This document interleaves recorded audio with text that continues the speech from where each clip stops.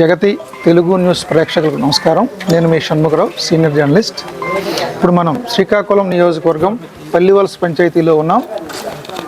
BCY party MP అభ్యర్థి బోరుభద్ర చంద్రకళ మనతో ఉన్నారు. ప్రధాన పార్టీలకు దీటుగా ఆమె తనదైన శైలిలో ప్రచారంలో దూసుకుపోతున్నారు. ఆమె ఒక బలహీన వర్గాలకు చెందిన మహిళ. సామాజిక సేవ, రాజకీయాల్లోకి మహిళల పాత్ర అనే అంశాన్ని పరిగణలోకి తీసుకొని ఆమె రాజకీయాల్లోకి వచ్చారు. విస్తృతంగా గ్రామాల్లో పర్యటిస్తూ గెలుపోటములను పక్కన పెట్టి మహిళలకు రాజకీయ సాధికారత అవసరం అనే అంశంపై ఆమె పోరాడుతున్నారు. ఆమె మనతో ఉన్నారు. ఆమెతో మాట్లాడి ఆమె అంతరంగాన్ని తెలుసుకుందాం. నమస్తే మేడం.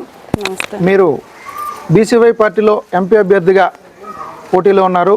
ప్రచారంలోకి వెళ్తుంటే ప్రజల నుంచి మీకు ఎటువంటి స్పందన వస్తుంది? మీరేమనుకుంటున్నారు? అసలు రాజకీయాల్లోకి రావాలని మీకు ఎలా అనిపించింది? ఒకసారి మా ప్రేక్షకులతో పంచుకోండి మేడం. మీడియా సోదరులందరికీ నా యొక్క నమస్కారాలు.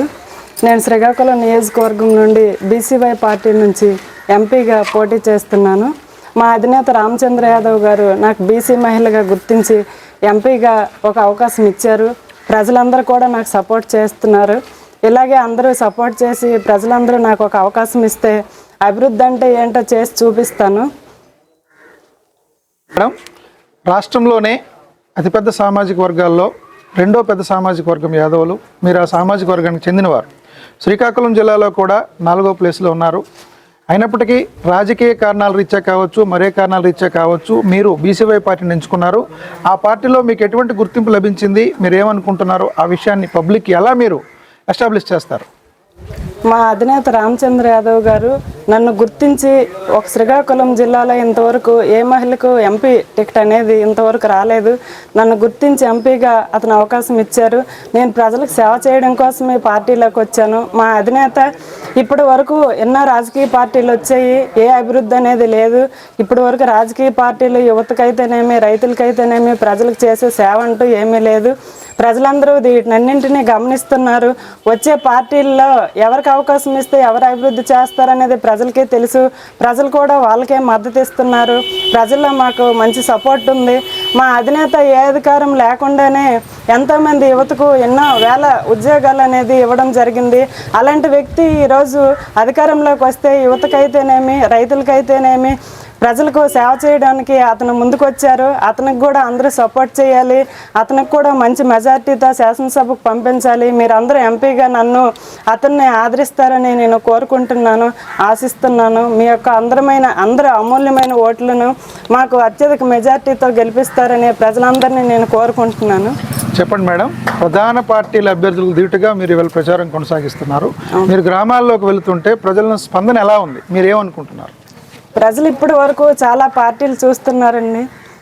ఏ పార్టీ వచ్చినా అందరూ ఎన్నో హామీలు ఇస్తున్నారు తప్ప కానీ అందులో 50% కూడా అందులో ఏమీ నెరవేర్చలేకపోతున్నారు. ఇప్పటికి ఎన్నో రాజకీయ పార్టీలు చూశారు ప్రజలు.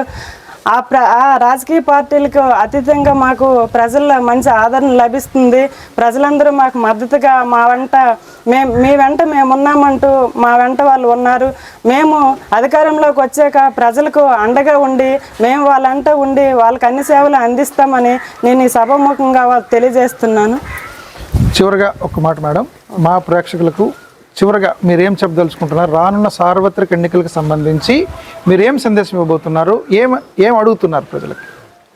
ప్రజలందరూ ఏ గొడవలకి పోకుండా రాజకీయ పార్టీలకు మా అందరికీ మీరు సపోర్ట్ చేసి అందరూ మీ యొక్క అమూల్యమైన ఓటును వేసి మమ్మల్ని మద్దతుగా ఆదరిస్తారని కోరుకుంటున్నాము.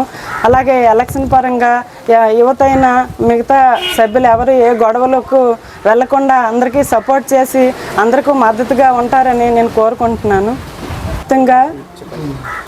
జిల్లా వ్యాప్తంగా చెరుకు రైతు గుర్తుకు మీ యొక్క అమూల్యమైన ఓటును వేసి నన్ను ఎంపీ అభ్యర్థిగా, అలాగే మన నియోజకవర్గంలో ఎమ్మెల్యే అభ్యర్థి అయిన పాన్లి ప్రసాదరావు గారిని, ఎంపీ అభ్యర్థి అయిన నేను బోరుభద్ర చంద్రకళ యాదవ్ను మీ యొక్క అమూల్యమైన ఓటును వేసి గెలిపిస్తారని ఆశిస్తున్నాను. యాదవ్ గారి అంతరంగం మరో ఇంటర్వ్యూతో మళ్ళీ కలుద్దాం. నమస్కారం.